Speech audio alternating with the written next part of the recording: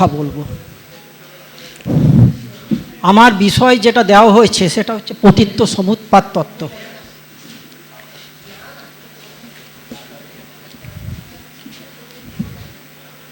শব্দটা পতিত্ব সমুৎপাত, তার সঙ্গে তত্ত্ব কথা আছে। তত্ত্ব ইংরেজিতে বলা হয় থিওরি। পতিত্ব সমুৎপাত, পয়রফলা তয় দীর্ঘী তয়জফলা দন্তেস ময়হস্যৌ দয় পয় আকার দ বা ময়হস্যৌ দ পয়াকার দ, সমুৎপাদ, পতিত্ব সমুৎপাদ। এইটাকে যদি সন্ধি বিচ্ছেদ করি তাহলে তিনটে শব্দ আমরা পাব। কি কি তিনটে শব্দ? একটা হচ্ছে প্রতীতি, একটি শব্দ অসম, আর একটি হচ্ছে উৎপাদ। প্রতীতি যোগ অসম, সন্ধি করলে পতিত্ব সম। এবারে পতিত্ব সম যোগ উৎপাদ, পতিত্ব সমুৎপাদ। প্রতীতি মানে জ্ঞান, ধারণা, ইংরেজিতে নলেজ বা কনসেপশন বলা হয়। অসম, অসম মানে যা সমান নয়, নানা, বিবিধ। এক কথায় সকল। আর উৎপাদ, উৎপাদ মানে উৎপন্ন, উৎপাদন, প্রোডাকশন, অরিজিনেশন। তাহলে সৃষ্টি, সৃষ্টির সকল সৃষ্টির বিষয়ে যে ধারণা বা জ্ঞান, তাকে বলা হয় পতিত্ব সমুৎপাদ। তাহলে আমরা এটাকে পতিত্ব সমুৎপাদকে কি বলতে পারি? সৃষ্টিবাদ,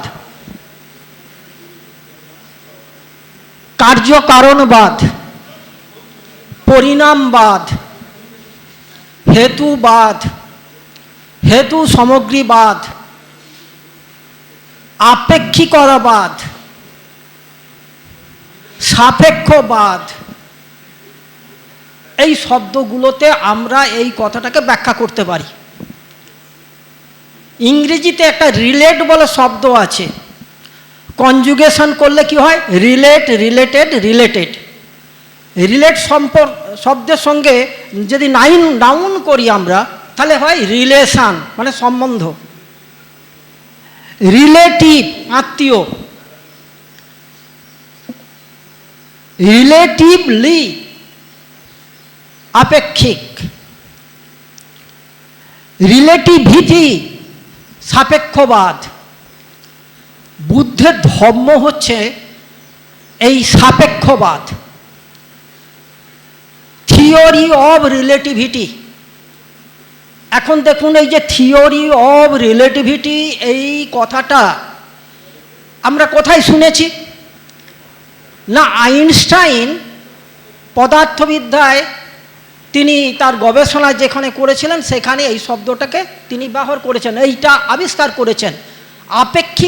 আপেক্ষিকতা বাদের জনককে আইনস্টাইন। আর এখন আমি আপনাদের যে ব্যাখ্যা করে যে কথাগুলো বললাম, তাহলে আপেক্ষিকতাবাদের দার্শনিক স্তরে জনককে কি বলবেন? আপেক্ষিকতাবাদের দার্শনিক স্তরের জনককে, এই জনক হচ্ছেন গৌতম বুদ্ধ। এমনকি আপেক্ষিকতাবাদের জনক হিসাবে যার নাম করা হয় সেই আইনস্টাইন বলেছেন যে আমার আগে আপেক্ষিকতাবাদের আবিষ্কার একজন মহামানব করেছেন, এবং একজনের সঙ্গে কথোপকথনের সময় তিনি এই কথাটা বলেছেন।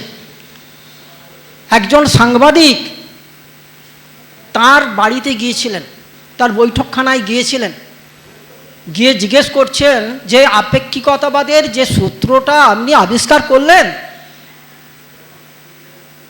এটা আবিষ্কার করার ক্ষেত্রে আপনার এই আগ্রহ বা কৌতূহলটা এলো কেন? তখন উনি বললেন যে এই আবিষ্কার আমার আগে আরেকজন করে গেছেন। তখন সাংবাদিক তার কাছে জানতে চাইলেন কে সেই বিজ্ঞানী। তখন উনি একটু হেঁয়ালি করে বললেন তার ছবি আমার দেওয়ালে রয়েছে।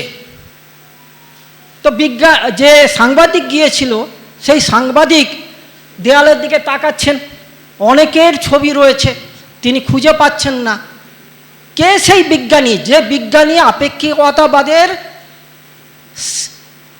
জনক, আইনস্টাইন যাকে জনক বলছেন। তো সাংবাদিক বললেন আমি বুঝতে পারছি না, আপনি বলুন। তখন উনি একটা ছবির দিকে আঙুল তুলে বললেন এই সেই বিজ্ঞানী। সাংবাদিক বললেন ইনি তো গৌতম বুদ্ধ। বলে হ্যাঁ, বুদ্ধই হচ্ছে আপেক্ষিকতাবাদের দার্শনিক স্তরের জনক।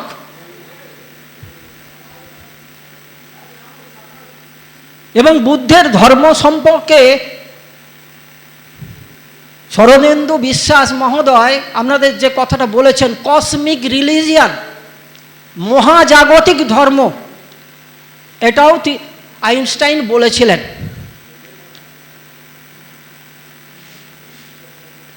তো আপেক্ষিকতাবাদ সম্পর্কে আমাকে বলতে বলা হয়েছে, আমি একটু আপনাদের সঙ্গে একটু মানে বেশি কথা বলছি আপনাদের কাছে যাতে সেই বিষয়টা পরিষ্কার হয়, সেই জন্যে। বুদ্ধ শব্দটা এসেছে বোধ শব্দ থেকে। বোধ, বোধি, বুদ্ধ, বৌদ্ধিক, এগুলো হচ্ছে লিঙ্কড ওয়ার্ড। বোধজাত জ্ঞানী হচ্ছে বোধি জ্ঞান, বোধ সঞ্জাত জ্ঞানী হচ্ছে বোধি জ্ঞান। বোধ হচ্ছে সব থেকে বড় বিষয়, যেটা আমরা পঞ্চ ইন্দ্রিয়ের মাধ্যমে আহরণ করি, সেটাকে আমরা বলি অভিজ্ঞতা। অভিজ্ঞতাই জ্ঞান নয়। অভিজ্ঞতার সঞ্চয় করতে করতে সেখান থেকে একটা জ্ঞানের, একটা সেন্সের আমরা পৌঁছে যাই, কগনিটিভ সেন্স, সেটাকে বলা হয় জ্ঞান, নলেজ। এবং নলেজটাও শেষ কথা নয়, নলেজের পরে আরেকটি শব্দ আছে, সেটাকে বলা হয় উইসডম, বিজ্ঞতা। Knowledge is not wisdom. উইসডমের মধ্যে নলেজ আছে, কিন্তু উইসডম নলেজ নয়। নলেজের সঙ্গে আরেকটা জিনিস ঢুকে গেছে, সেটা হচ্ছে মরালিটি, নৈতিকতা, নীতিগত বিষয়, ভালো মন্দের বিষয়, মঙ্গল অমঙ্গলের বিষয়। এই যে উইসডমের বিষয়টা, এটা পারমিতা তত্ত্বে আমরা পাব বুদ্ধের। এখন পতিত্ব সমুৎপাত তত্ত্ব এইটা আবিষ্কার করার আগে বুদ্ধ এই জায়গায় পৌঁছলেন কি করে? না, বুদ্ধ কারণ খুঁজছিলেন। কারণ, জগতে দুঃখের কারণ কি, তো এই খোঁজা তিনি শুরু করলেন। তিনি সেই সময়ে যত দার্শনিক আছেন তাদের বক্তব্য তিনি পড়েছেন, যারা জ্ঞানীগুণী লোক আছেন তাদের কথা তিনি শুনছেন, কিন্তু নিজে মানসিকভাবে সন্তুষ্ট হতে পারেননি। একটা ঘটনাক্রমে, যেটা শরদিন্দু বিশ্বাস বলে গেছেন, আরও কয়েকজন বলছেন, যে রোহিণী নদীর জল বন্টনকে কেন্দ্র করে সাক্ষ্য আর কৌলীয়দের মধ্যে বিবাদ সৃষ্টি হয়, এবং এটাকে কেন্দ্র করে গৌতমকে নির্বাসন নিতে হয়, এবং তিনি দেশ ছেড়ে চলে আসেন, দেশান্তরী হন। কোথায় যান?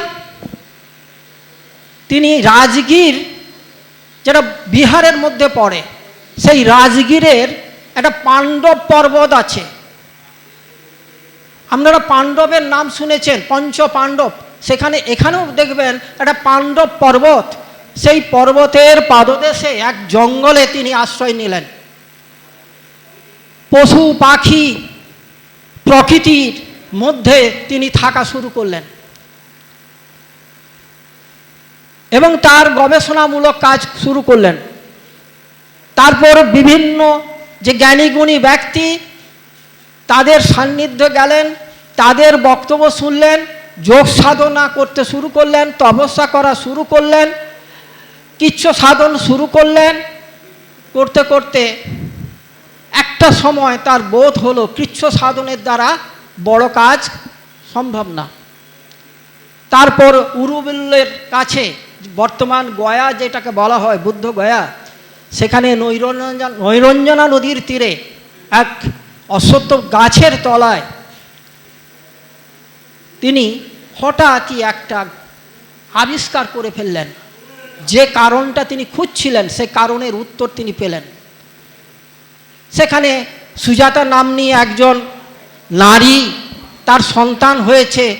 সন্তান হওয়ার জন্যে তখন বড় বড় যে বৃক্ষের কাছে মানত করত। তো সেই মানত রক্ষা করার জন্য পায়েস নিয়ে এসেছিল। তো এসে দেখলো ওই বিরাট বৃক্ষের নিচে একটা কঙ্কালসার ব্যক্তি বসে আছে। তো তাকেই তিনি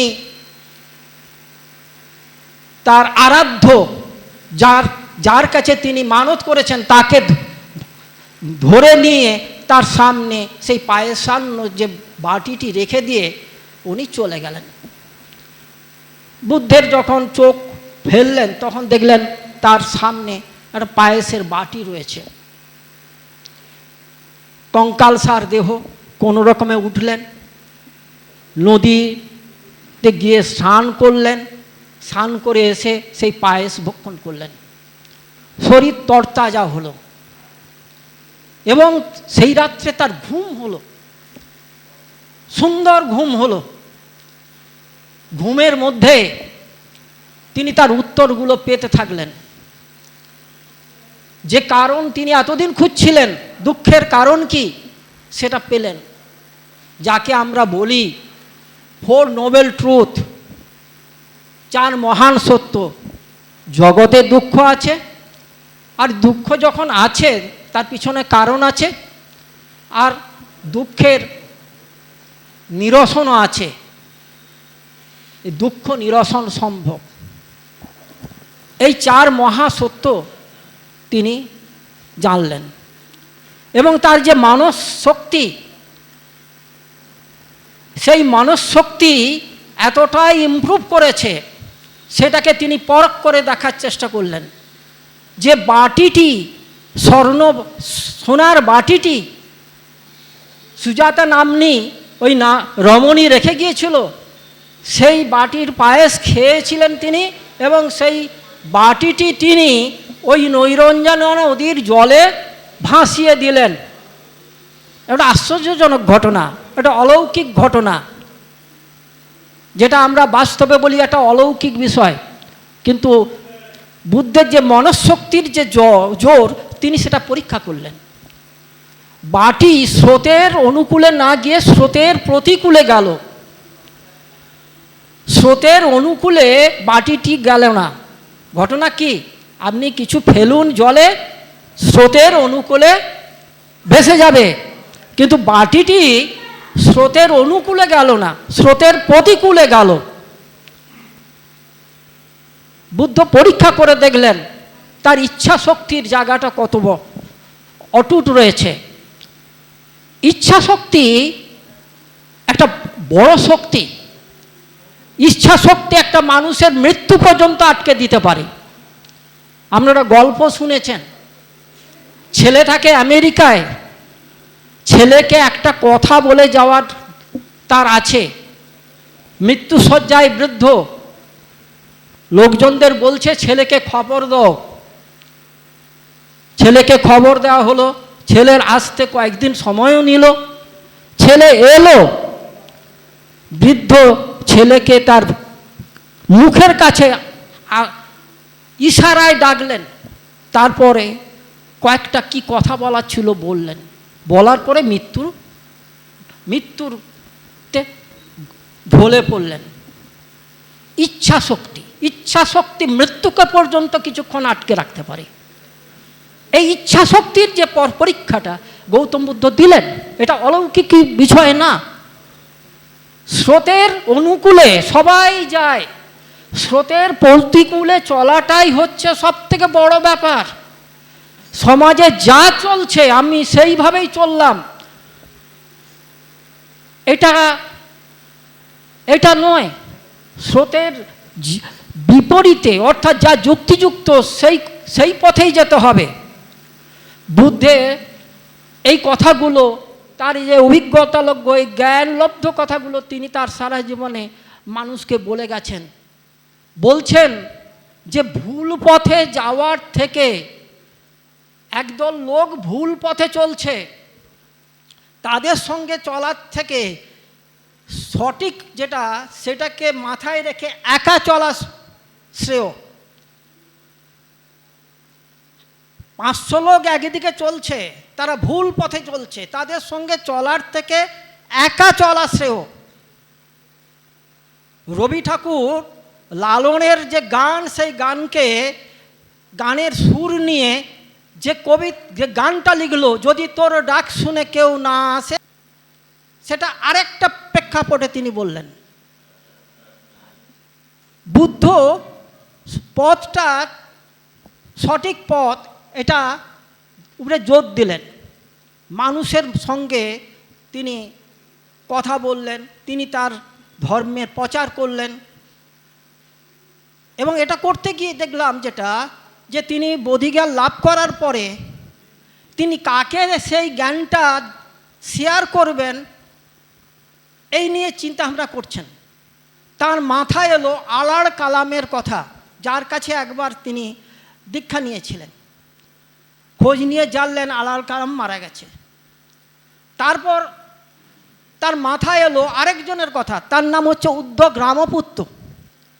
খোঁজ নিয়ে জানলেন উদ্ধব রামপুত্রও মারা গেছেন। তখন তিনি ভাবছেন কাকে তার জ্ঞানটা দেবেন, কার সঙ্গে তার জ্ঞানটা শেয়ার করবেন। তো খোঁজ নিয়ে জানলেন যে তার সঙ্গে যে ভিক্ষুরা ছিল, তারা ওনাকে যখন কৃচ্ছ সাধন থেকে সরে আসেন, তাকে তখন বুদ্ধকে অর্থাৎ গৌতমকে ঘৃণা ভরে পরিত্যাগ করে তারা অন্যত্র চলে গেছেন। এবং বুদ্ধ জানলেন তারা বারাণসীর অদূরে মৃগদাবে বলতে একটা জায়গা, সেখানে রয়েছেন, যেটাকে বলা হচ্ছে ঋষিপত্তন, কিন্তু পালি ভাষায় বলা হচ্ছে ইসিপত্তন। তো সেখানে তিনি অবস্থান করছেন। এবং বুদ্ধগয়া থেকে বারাণসীর ওই যে মৃগদাব, তার যদি দূরত্ব আপনারা সার্চ করেন, এখন তো আপনার গুগলে সার্চ করলে পাওয়া যাবে কতটা দূরত্ব, দেখবেন 250 কিলোমিটারেরও বেশি দূরত্ব।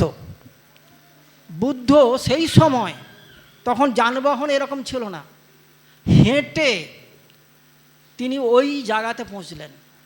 250 কিলোমিটার হেঁটে, নদ নদী খাল বিল যা কিছু পড়েছে রাস্তায়, সেসব টপকে সাঁতরে যাই হোক, যেভাবেই হোক তিনি পৌঁছলেন। এবং তাদের সঙ্গে সাক্ষাৎ হলো, কিছু কথাবার্তা হলো, তারপর তিনি দীক্ষা দিলেন।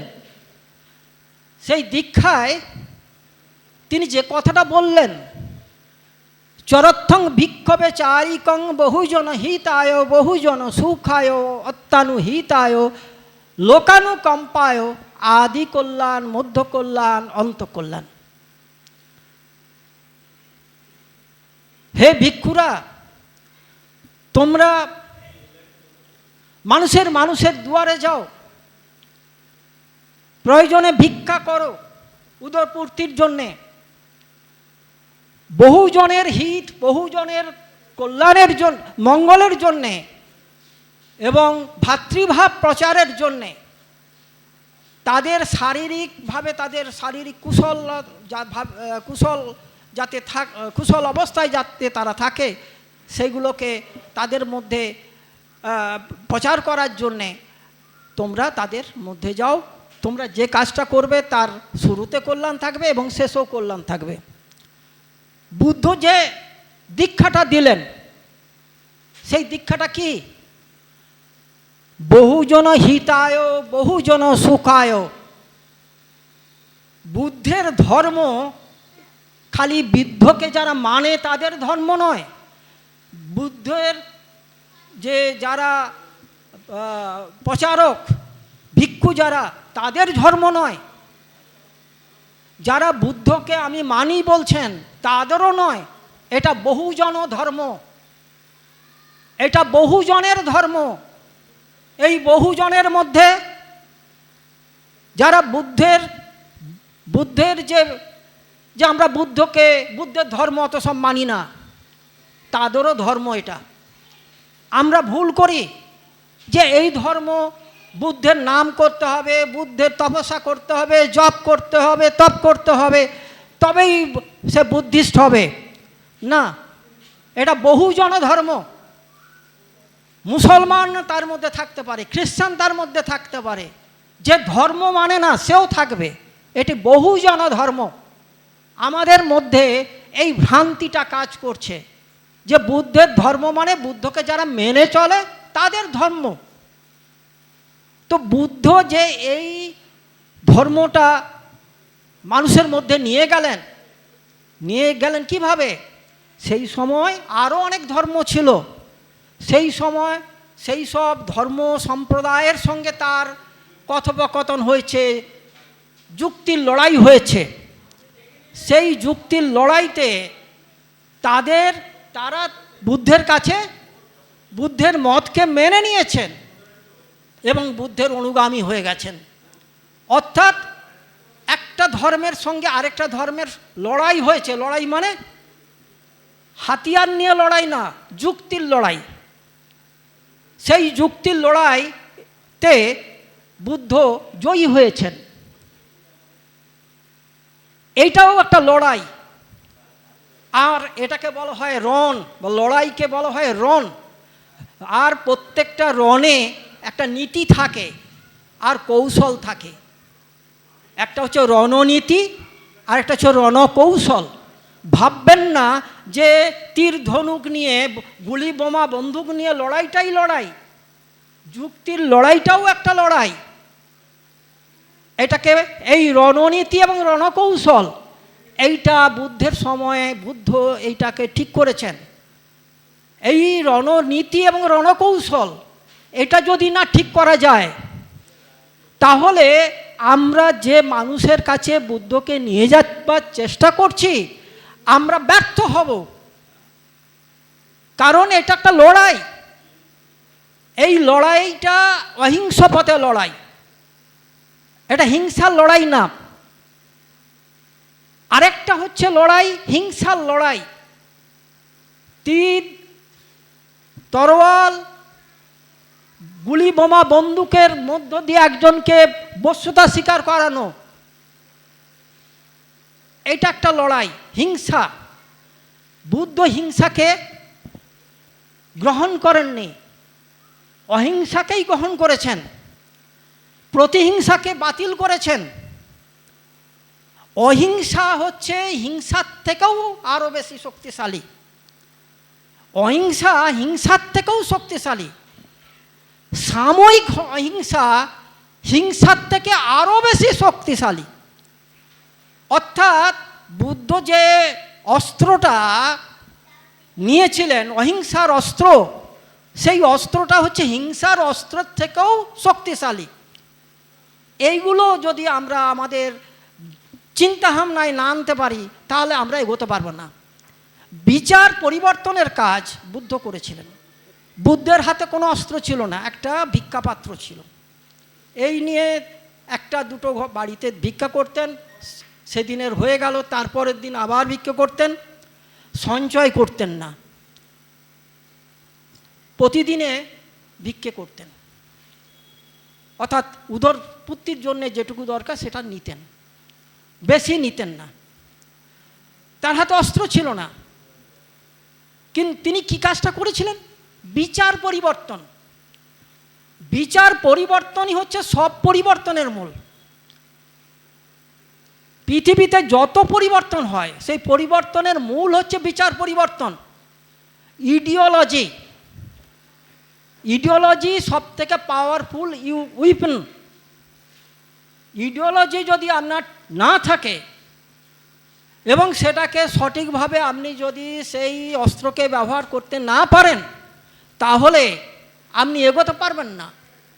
বিচার পরিবর্তন ঘটলে আচরণে পরিবর্তন ঘটে। মানুষের আচরণে আমরা পরিবর্তন চাই।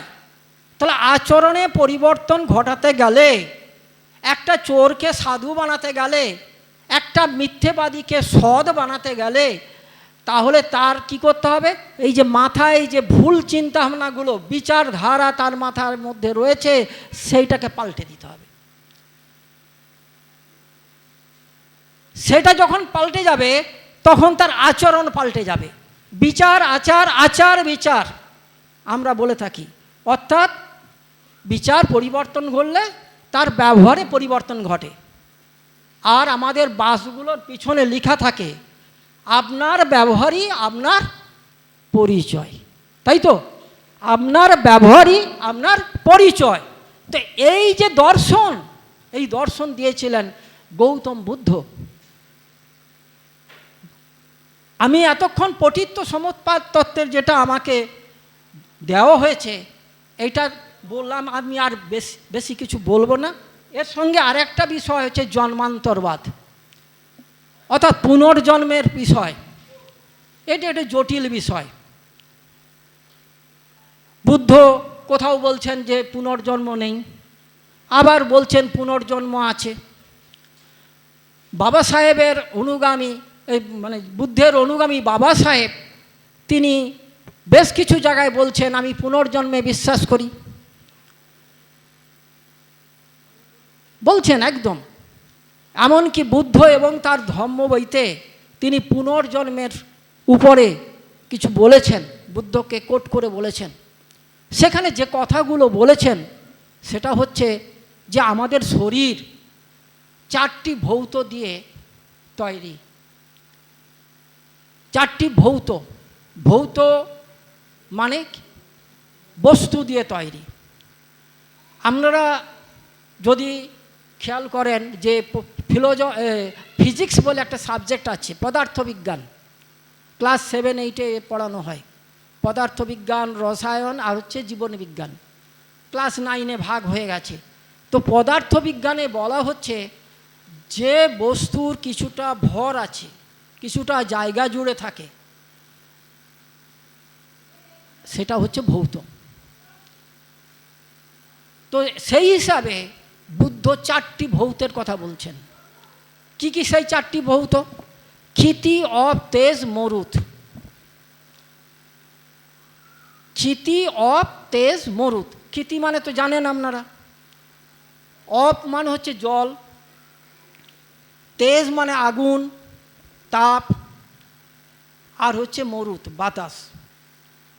যে কথাটা বলেননি, যেটা আমাদের ব্রাহ্মণ্য গ্রন্থাদিতে বলা হয়, পঞ্চভূতে বিলীন হয়ে যায় শরীর। ক্ষিতি, অপ, তেজ, মরুত, বোম, অর্থাৎ আকাশ। আকাশটা বা ফাঁকা জায়গা, এটা ভৌত নাই। বিজ্ঞানের পরিভাষায় যদি বলেন এটা ভৌত না। সেই কতদিন আগে বুদ্ধ এই কথাগুলো বলেছেন।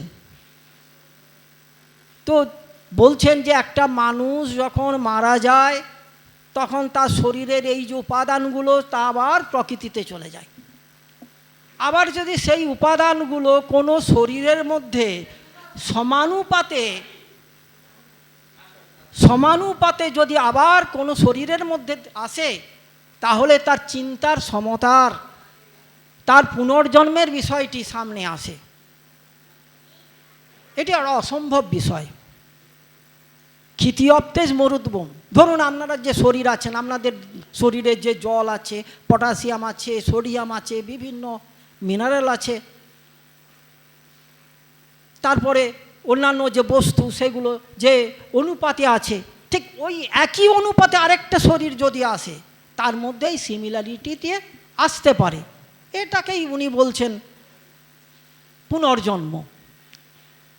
বাস্তবে এটা খুব মানে অসম্ভব একটা ব্যাপার।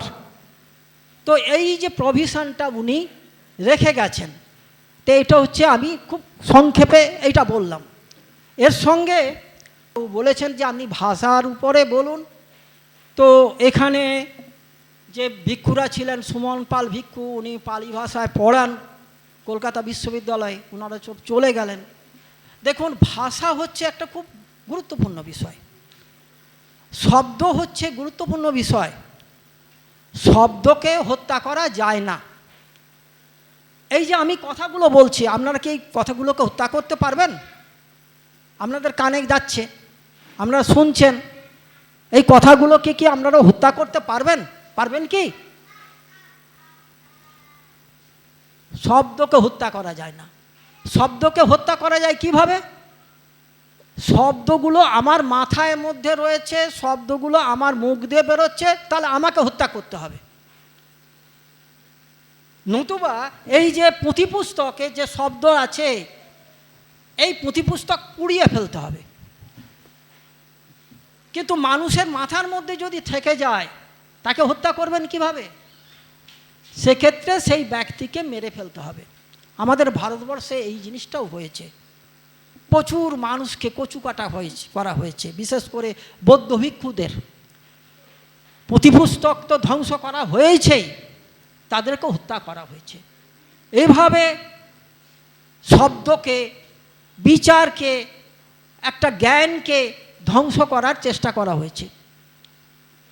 এ সম্পর্কে বাবা সাহেব ডক্টর বি.আর. আম্বেদকরের কিছু কথা আছে। বাবা সাহেব বি.আর. আম্বেদকর কি বলছেন?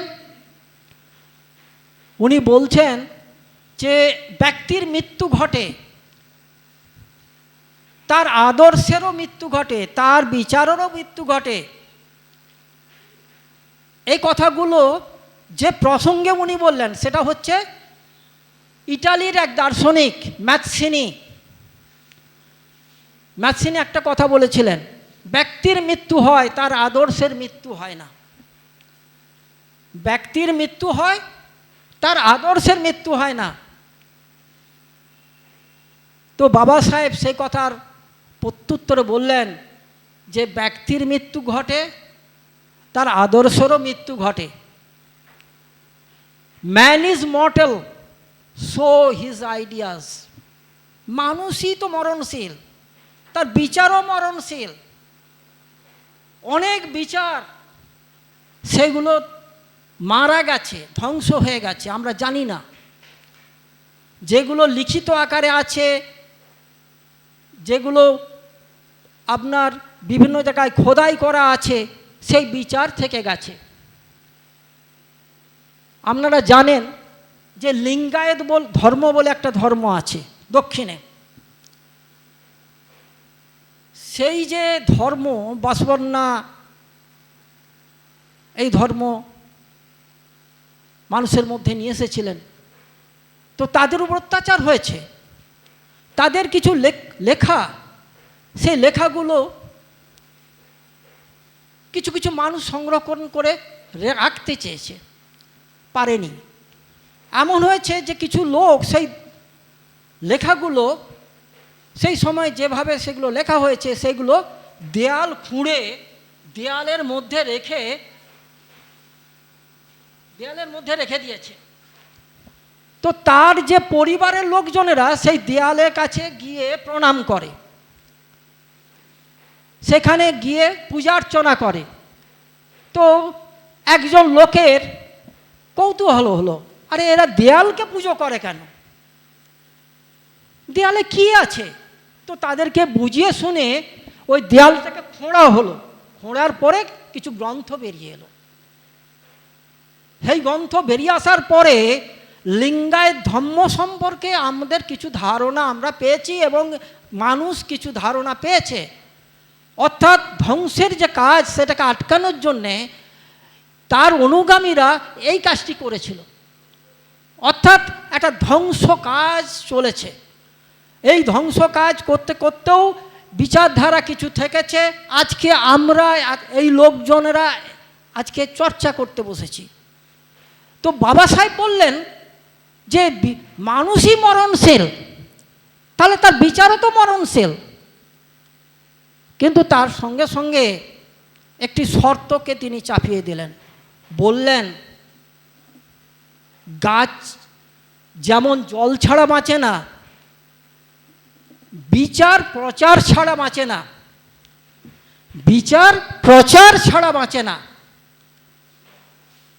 এবং কোনো আদর্শ বা ইডিওলজি তার যতই ক্ষমতা থাক না কেন, তার যতই ইউনিটি পাওয়ার থাক না কেন, একা একা সে বেশি দিন টিকতে পারে না। এই কথাগুলো বাবা সাহেব বলছেন। এইগুলো নিয়ে আমাদের চর্চা হওয়া আবশ্যিক। তো গান্ধী জিন্না রানাডে বলে একটি লেখার মধ্যে বাবা সাহেব ঠিক শেষের প্যারাতে এই কথাগুলো তিনি বললেন। মতবাদ সবথেকে শক্তিশালী অস্ত্র এবং এটা ভাষার আকারে, শব্দের আকারে বাহিত হয়। তো শব্দকে হত্যা করা যায় না।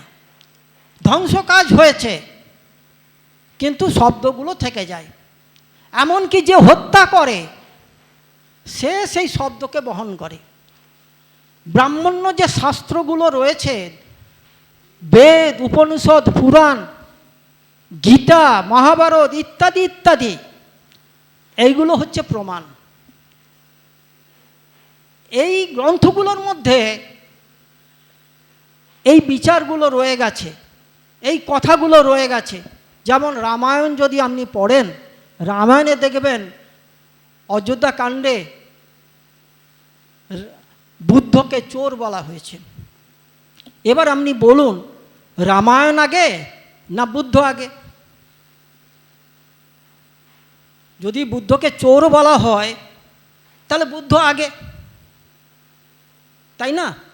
তো এইভাবে শব্দ রয়ে যায়, শব্দের বিবর্তন হয়। আর শব্দ এমন একটা জিনিস, সেই শব্দের মধ্য দিয়ে অনেক কিছু পরিচালিত হয়।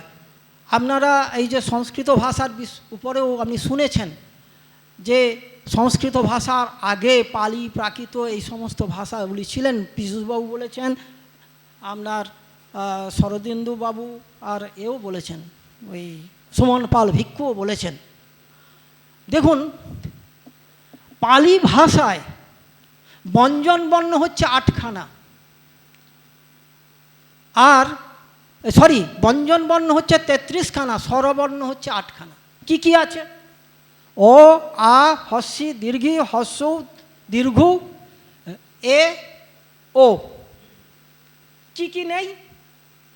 রি নেই, ওই নেই, ও নেই।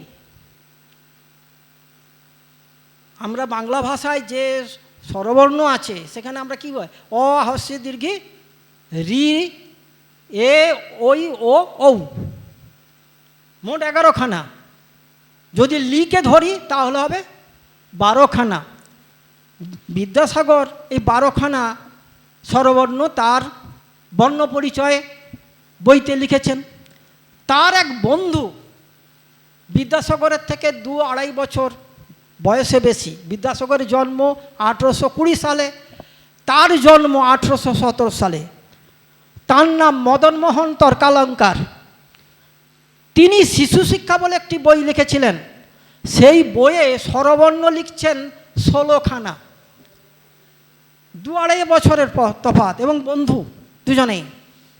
তার বইয়ে লিখছেন ও, আ, হস্যি, দীর্ঘি, হস্য, দীর্ঘ, রি, ডবল রি, লি, ডবল লি, এ, ওই, ও, ঔ, আর অং, অ। 16খানা। দেখুন, একই সময় বর্ণমালায় কেউ লিখছেন 12খানা, কেউ লিখছেন 16খানা। আবার ব্যঞ্জনবর্ণের ক্ষেত্রে পালিতে আমরা পাচ্ছি 33খানা, আর এখন যেটা পড়ানো হয় সেটা হচ্ছে 40খানা। অর্থাৎ পালিটা হচ্ছে আগের, তারপরে সংস্কৃত এসছে। সংস্কৃত সংস্কার করা ভাষা, এবং সেখানে আরও কিছু কিছু বর্ণ এসছে। পালি প্রাকৃতে তালবস্য এবং মূর্ধন্য নেই, একটা স আছে, দন্তেস্ব। অন্তস্থ অ নেই, জফলা নেই, রফলা নেই, এগুলো সংস্কৃতে এসেছে। এবারে বলুন ব্রাহ্মণ শব্দ পারেন কি? বৈরফলাকার হয় ময় মূর্ধন্য, তো রফলা তো ছিল না পালিতে প্রাকৃতে, তাহলে ওই শব্দ ওই সময় ছিল না। ক্ষত্রিয় কয় মূর্ধন্যস্বয় তয়রা বলা হস্যি অন্তস্থ, ক্ষত্রিয় কয় মূর্ধন্যস্ব তো ছিল না পালি প্রাকৃতে। পালি যে অভিধান, সেই অভিধানে কয় মূর্ধন্যস্ব অর্থাৎ ক্ষীয় পাওয়া যাবে না। তয়রা ফলা, রফলা ছিল না। আচ্ছা বৈশ্য, বৈকার তালবস্য জফলা, ওই ছিল না পালিতে, তালবস্য ছিল না, জফলা ছিল না, এ শব্দ পালি প্রাকৃতে ছিল না। শূদ্র তালবস্য হস্যৌ দয়র ফলা, তালবস্য ছিল না, দয় রফলা, রফলা ছিল না, তাহলে এই শব্দগুলো সেই সময় ছিল না। পালি ডিকশনারিতে আমরা এগুলো পাচ্ছি না, এগুলো আমরা সংস্কৃতে পাচ্ছি। এমনকি কোথায় পাচ্ছি না, আমাদের বাংলা ভাষাতেও পাচ্ছি, বাংলা ভাষার মধ্যেও চলে এসছে।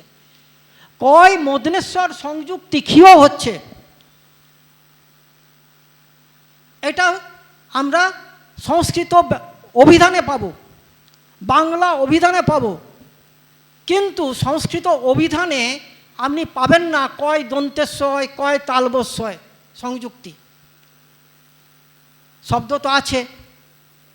বক্সিগঞ্জে কুমারপাড়ার গরুবাড়ি যে কবিতা, সেখানে বলছে না হাট বসে সে শুক্রবারে, তারপরে বক্সিগঞ্জে পদ্মা পারে, বক্সি ব কয় দন্তেশ্বয় দীর্ঘি, তাহলে কয়ের সঙ্গে দন্তেশ্ব আসছে।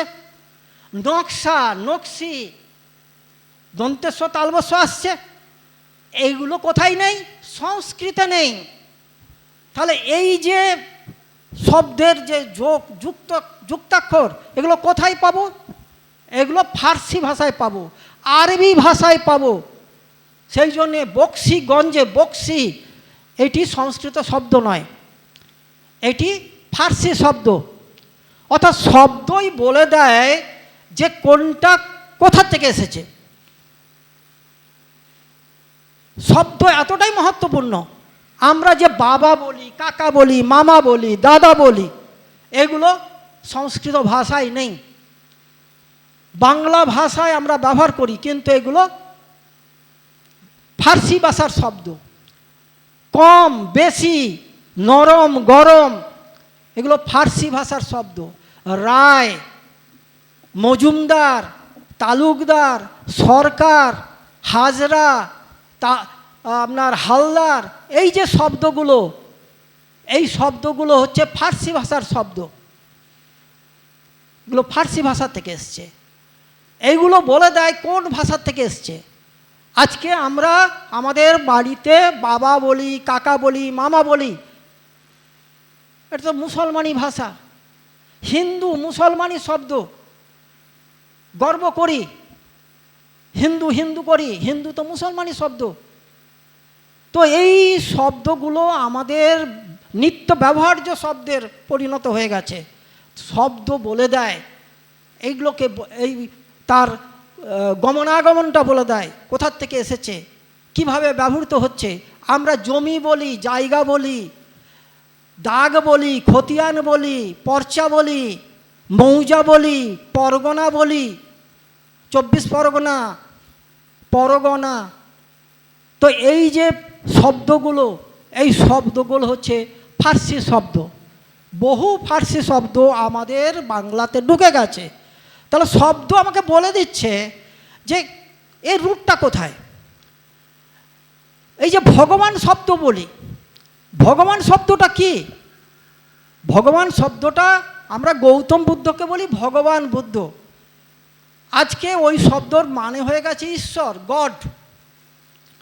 কিন্তু ভগবান শব্দের পালি ভাষায় অর্থ কাম, ক্রোধ, লোভ, মোহ, মদ, মাৎসর্যকে যিনি জয় করেছেন তিনি হচ্ছেন ভগবান। আমরা কি ভগবান শব্দ সেই অর্থে ব্যবহার করি? করি না। শব্দের বিবর্তন হতে হতে শব্দের অন্য রূপ ধরে গেছে, অন্য অর্থে এসে হাজির হয়ে গেছে। রাক্ষস বলে শব্দ আছে, এটা গীত আপনার বেদে আছে, তারপরে পুরাণে এসে হয়ে গেল রাক্ষস। রাক্ষস শব্দটা হলো ভূমিপুত্র, প্রোপাইটার অফ দ্য ল্যান্ড, সেটা হয়ে গেল ম্যান ইটার। তো এইভাবে শব্দের বিবর্তন ঘটেছে। আমি এই কথাগুলো এই কারণে বলছি, শব্দ হচ্ছে অত্যন্ত মহত্বপূর্ণ। এই পালি যে শব্দ বা ভাষা, এটা যদি আমরা চর্চার মধ্যে আনি তাহলে অনেক কিছু এখান থেকে আমরা রত্ন পাব। আপনারা জানেন যে বাংলা ভাষায় কথা বলা লোকের সংখ্যা 2011 সালের সেন্সাসে বলা হয়েছে যে 6.9%, অর্থাৎ 7%। সংস্কৃত ভাষায় কথা বলা লোকের সংখ্যা বলা হয়েছে মোট 14,332 জন।